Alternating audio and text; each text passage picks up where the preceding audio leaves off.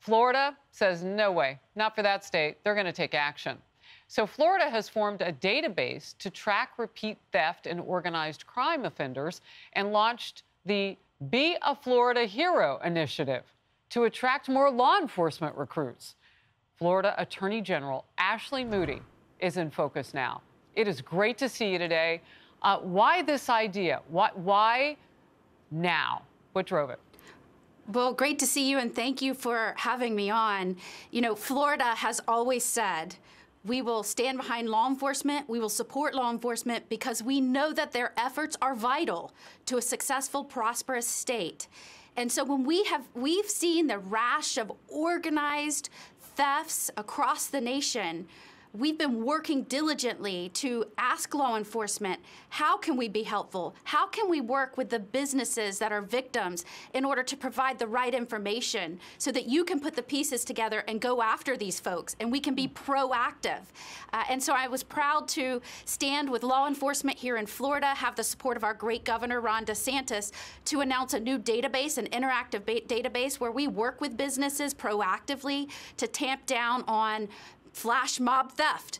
And so we will continue to do that. We'll continue to be ingenuitive in Florida because we will not let crime run Florida. Florida will run crime out of our state.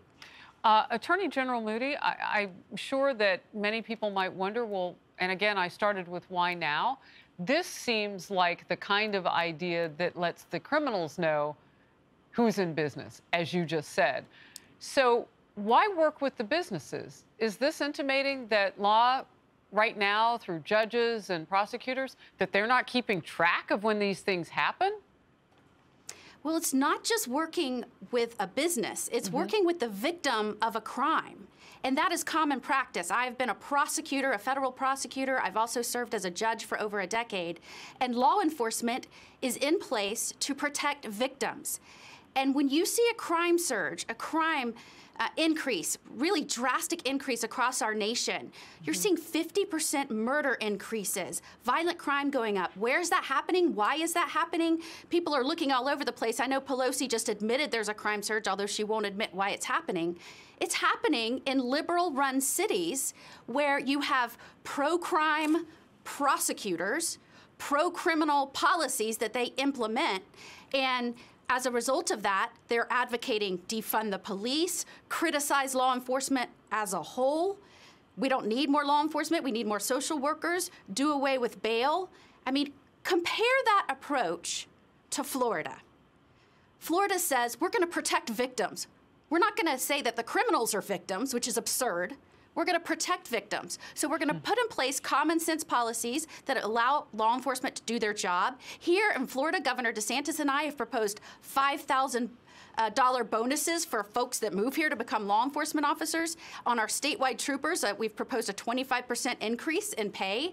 I mean, compare that to other states. And I will tell you, just today, I'm going over to a law enforcement agency, and we're swearing in law enforcement officers that moved here from New York. They're fleeing those liberal-run cities that don't support them because they know in order to have a vibrant, stable society under a rule of law, you've got to have leaders that support their cops. You know, I look at this and I almost want to say you're putting up a firewall because in your line of work and in mine, I mean, I'm covering it on the other end after it happens and the lives that crimes change, and you're advocating. When you look at it, crime doesn't know a zip code. It just wants to get to the next delicious place to happen. So criminals will migrate. And this is like a firewall in Florida. Firewall in Florida against crime. And yes, and we're sending up the flare to other folks across the nation. Watch who's being put in place as your prosecutor. Do they care more about the criminals than they do the law-abiding citizens?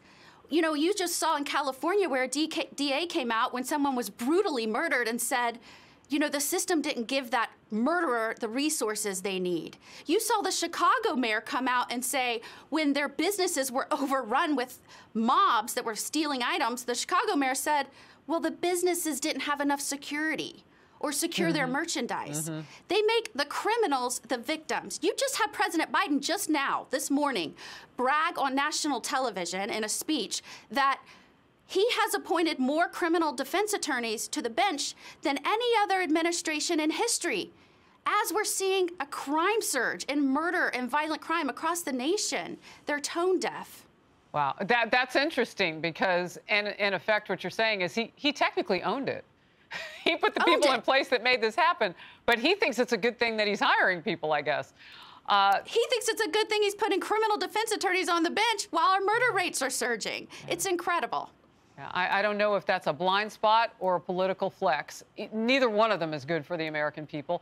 Thank you for letting us know what's happening in Florida, that $5,000 for cops moving there, that sort of thing rolling in now. Attorney General Moody, come back to the focus. We look forward to an update. Thanks. Thank you.